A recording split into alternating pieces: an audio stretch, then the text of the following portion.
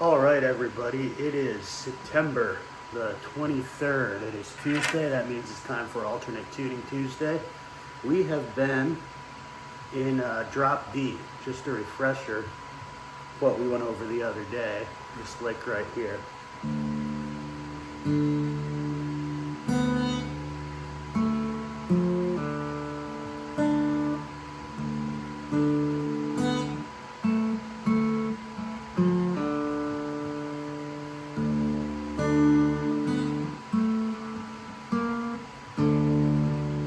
Try that one more time.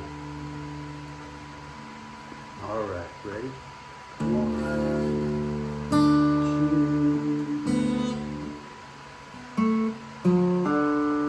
That's the basic outline of that drop D like we've been working on. Let's review drop D, what it is. First of all, our low E string has been lowered a full step to D. The rest of the guitar is in standard tuning. So we've got D, A, D again, got G, B, and E. Why do we like drop D? Well, it gives us some possibilities for playing in the key of D, obviously. If we're going to hit our D chord here, normally a pretty muted chord because we don't actually have a bass string. We have the fourth string, but that's still not really a bass string. This is a bass string. That sounds like thunder. So you can actually, mute the A string, strum the whole thing, or even not worry about the A string, and you have a big, ringing, powerful D chord. That's one of the things that's cool about drop D. But what else? What else? Well, for one thing, these three bottom strings here go D, A, D. So that is inherently a fifth chord or a power chord. So if we just jump on the second fret here, we have E, we have B, and we have E. That's the first, the fifth, the first. That is in and of itself an E5 chord. And that's going to be true of any fret where we cover these these bottom three strings. Now, what does that make you think of? Well, what should that make you think of? First of all, it makes you think of an open tuning, but with half the guitar. So,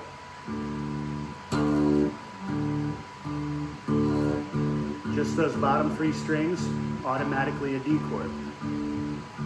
What else does it make us think of? Well, just by counting up and down the fretboard, we can access any chord we want as a 5 chord.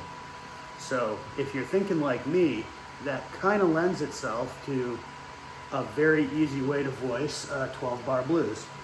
So the kind of, let's say we're in E. So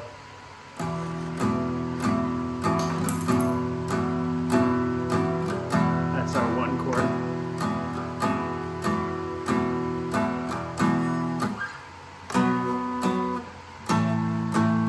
That's our 4 chord. 5 chord. So our 12 bar would just be like 1, 2, 3, 4. 1, 2, 1,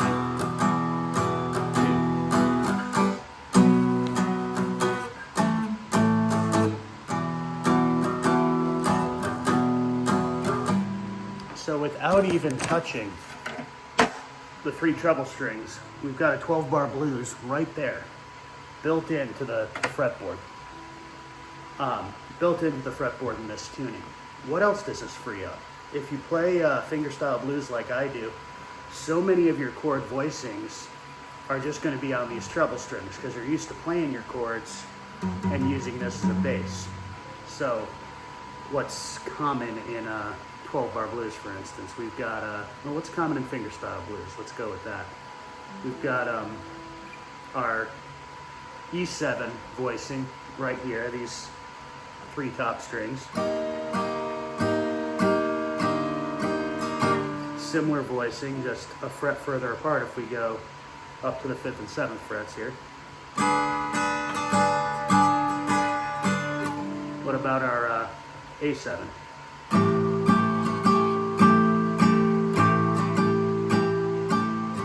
What about the version they call a long A? I believe that's an A9.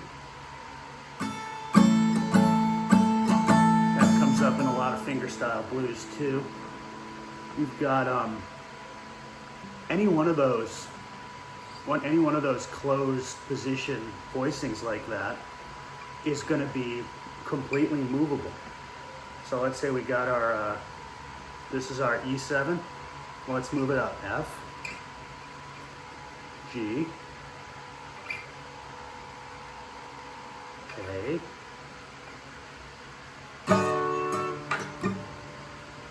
should be right there, right? I believe that's a B7 if I did my math right. B7, yeah, it should be right. Or that. There we go.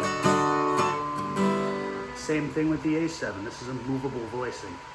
So we just slide this up 2 frets. And there's our B7 too. What's the possibility here? This becomes a very interesting kind of compositional tool, right? Because you have access to 2 sets of chords, 2 different total flavors of chords that you can play at will. So you wanted to do a 12-bar blues on the bass strings. Well, what if we wanted to do a 12-bar blues on the treble strings? So here's our E7.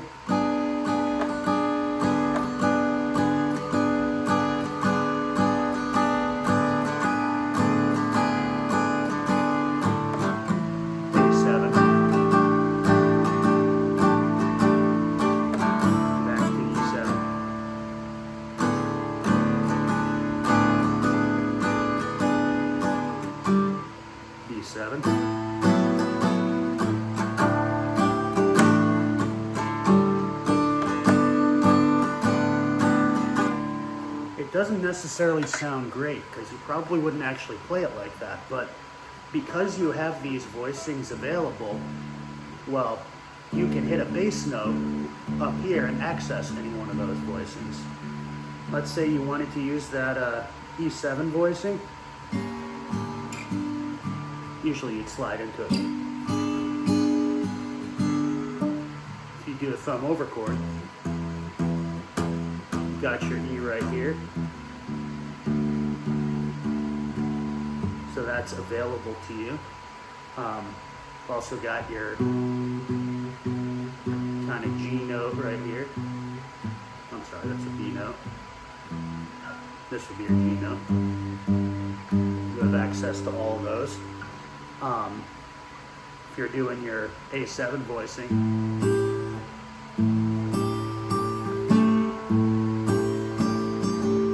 A string doesn't change, so you still have access to that. It opens up some really interesting compositional possibilities. And you kind of have the guitar accessible the way it normally is in the key of E, in the key of D. And I'm going to kind of play with that in a minute here. I'm just going to bring up a basic scale diagram, and I'm going to tell you what I'm going to do with it in a second. You might already know where I'm going with this.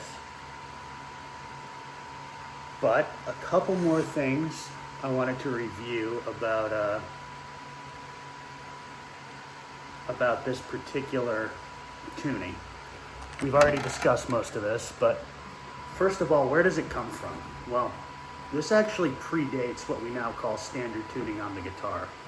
A lot of Renaissance lute people, Baroque guitar people, before they had even established what at the time was called the Spanish tuning of the guitar, now that tends to refer, at least in our world of fingerstyle blues, to open G tuning. At the time it referred to what we now call standard tuning. Before that became popular, people were already playing in drop D because D was an accessible key, a popular key. A lot of John Dowland's lute compositions were in D, so open D kind of lended itself to performing some of the most popular published music at the time in the Renaissance.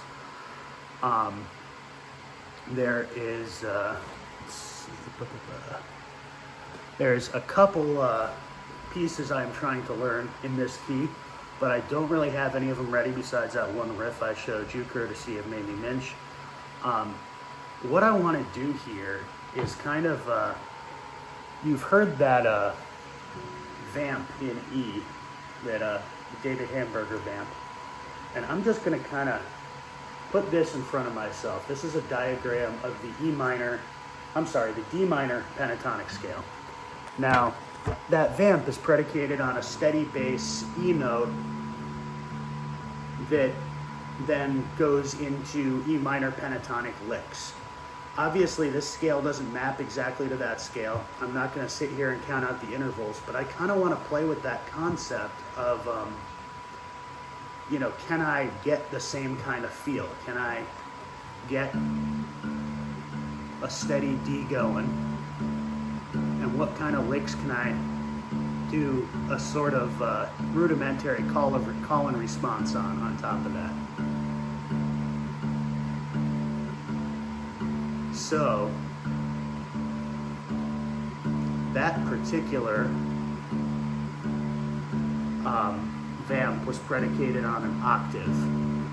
We had the E fretted here on the middle D string. Well, our octave's going to be a lot easier because we have two open D strings.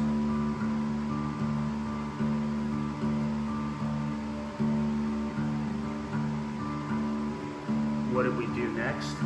Well, we used the third of E, right? In this case, that was a G note.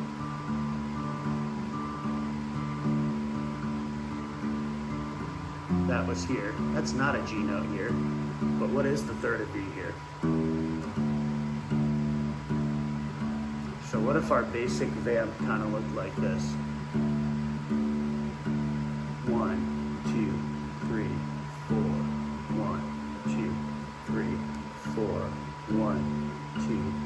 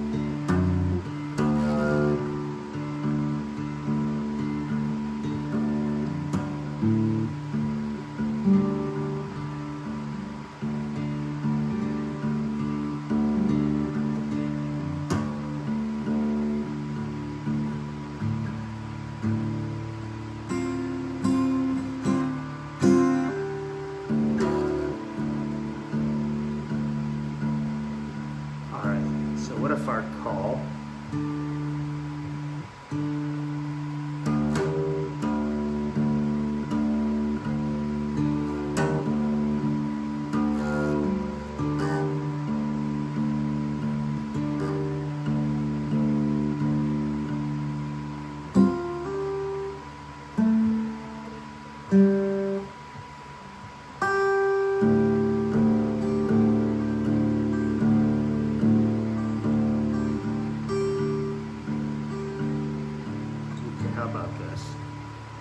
this is our lick.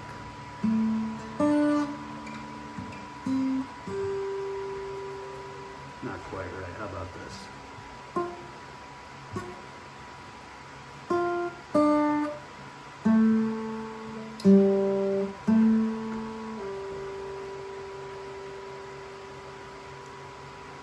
don't know if that quite works, but let's see if we can come up with something here. How about this?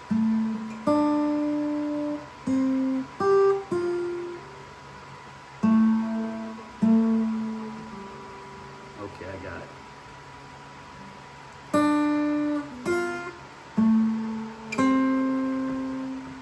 How about that?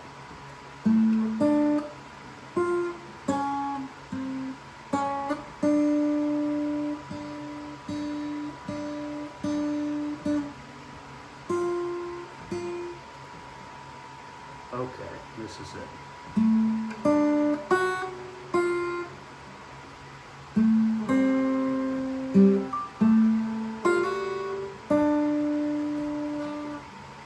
Okay.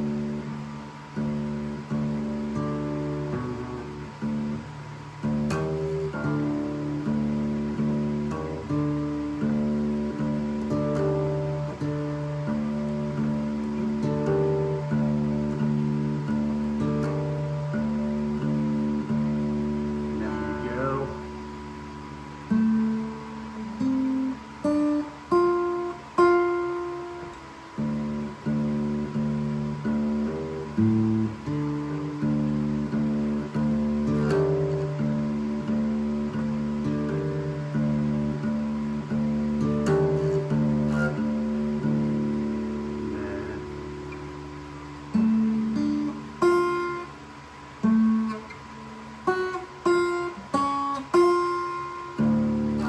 I don't know. That doesn't sound great, but it's kind of cool. It's music. I don't know if it's blues. I'll have to work on that. But it was a cool little experiment in taking an idea that worked in one tuning and sort of screwing around with it in another tuning. I don't know if it really worked out, but it was worth a try, and it was cool to just experiment with what we could do with that tuning. I'll take a closer look in future weeks at the exact intervals that are going on in David Hamburger's piece and see if I can recreate them. But thank you for paying attention, and thank you for watching. Appreciate you.